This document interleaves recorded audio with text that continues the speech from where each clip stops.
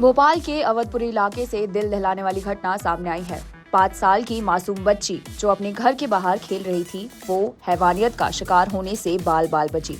आरोपी रोहित बर्मन ने बच्ची को बहला फुसलाकर निर्माणाधीन मकान में ले जाकर उसके साथ दरिंदगी करने की कोशिश की, लेकिन तभी बच्ची की चीख उसकी मां के कानों तक पहुंची। माता पिता दौड़कर मौके पर पहुंचे। इसी बीच आरोपी उन्हें धक्का देकर फरार हो गया। पहले बदनामी के डर से परिजन चुप रहे, पर समाज की समझाइश के बाद उन्होंने एफआईआर दर्ज कराई। पुलिस ने तुरंत कार्रवाई करते हुए आरोपी को हिरासत में ले लिया है।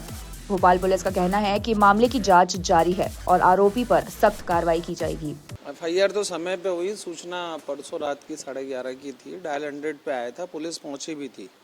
इस बीच उनके परिजन भी थाने के लिए निकले थे। बाद में जब बच्ची को लेकर आए तो बच्ची सो चुकी थी, तो उनको फिर सुबह के लिए पाबंद करा था। और सुबह आने के बाद जैसे ही वो पहुँचे, उसकी तस्दीक करी गई और उसके बाद प्रकरण पंजीबद्ध गया। देरी किसी भी तरह की किसी भी स्तर पर नहीं हुई। घटनाक्रम कुछ नहीं था। रात को 11 साढ़े 11 के आसपास जो दोनों पीड़िता के पिता और जो आरोपी है, दोनों एक ही जगह काम करते हैं, वहीं आसपास आड़ोस पड़ोस में निर्माणाधीन मकानों में ही रहते हैं, अपना छोटा वो टीन टपरा लेके। तो वो सारे उनके रात में उन लोगों ने खाया पिया साथ में, और उसके बाद बच्चों को आरोपी ने बच्ची को दिए थे 100 रुपये के, जाओ बच्चों के लिए फ्रूटी ले आना। तो वो फ्रूटी लेकर आई। इस बीच लड़की के माता पीड़िता के माता पिता अपने घर चले गए और वो अपनी झुग्गी में था। बच्चे बाहर खेल रहे थे।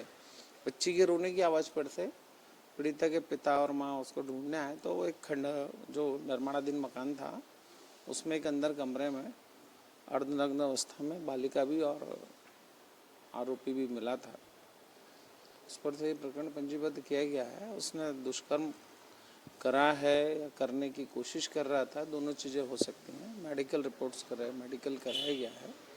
आरोपी को राउंड अप कर लिया गया। आरोपी सिवनी जिले का रहने वाला था और 22 साल का है और वहीं पर झुग्गी बनाकर रहता था। मतलब दोनों एक दूसरे को जानते थे, परिचय था पीड़ित के परिवार से और इसका? चूँकि एक ही जगह काम करते थे तो जानते ही थे कि पीड़ित पक्ष डिंडोरी का रहने वाला है।